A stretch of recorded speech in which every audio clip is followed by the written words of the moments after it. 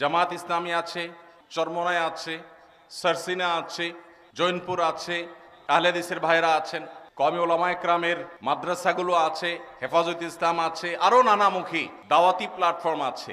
বিচিত্র এবং নানাবিধ দ্বীনি প্ল্যাটফর্ম থাকার কারণে প্রত্যেক প্ল্যাটফর্মের কিছু অনুসারীরা তার ভিন্ন মতের প্ল্যাটফর্মের ভাইদেরকে একটু খোঁচা মারার জন্য প্রশ্নের সুরতে আমার কাছে কিছু আলপিন দিয়ে দিছে।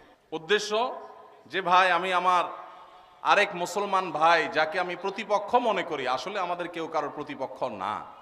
সময় হয়েছে কাঁধে কাঁধ মিলাবার, সময় এসেছে বুকে বুক মিলাবার। আর কতকাল শক্তি ক্ষয় করবেন নিজেদের মধ্যে?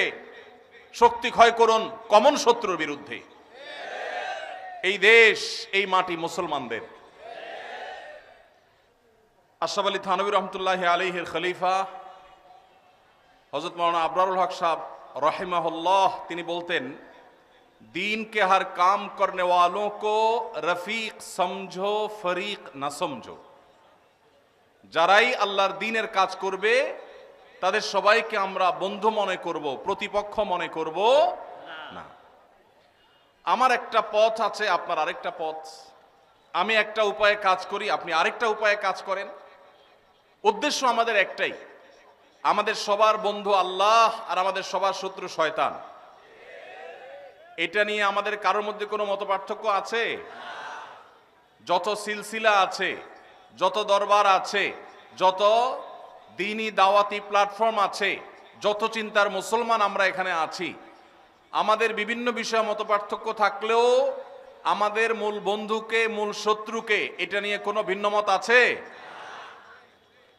শুধু পার্থক্য হলো যে আমাদের শত্রু ইবলিস, তাকে দমন করবার জন্য, তার শয়তানি বন্ধ করবার জন্য কে কোন উপায়ে কাজ করব। আমাদের বন্ধু আল্লাহ, তাকে খুশি করার জন্য কে কিভাবে চেষ্টা করব, এটা নিয়ে আমাদের মত পার্থক্য আছে। আপনি বলেন এক নিয়ম, আমি বলি আরেকটা, উনি বলেন আরেকটা, আমাদের নানাবিধ মত আছে। আমাদের মূল বিষয়ে কোনো মত পার্থক্য নাই। তাহলে আমরা একে অন্যকে খোঁচাখুচি করলে এটা কি দ্বীনের কাজ হবে না দ্বীন আরো ক্ষতিগ্রস্ত হবে? আল্লাহ তাআলা আমাদেরকে বুঝার তৌফিক দান করুন।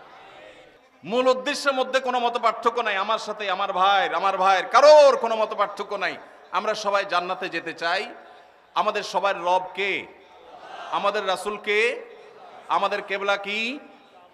আমাদের কোরআন, আমাদের হাদিস, আমাদের কোনো বিষয় নিয়ে, আমাদের মৌলিক কোনো বিষয় নিয়ে কোনো মত পার্থক্য আছে?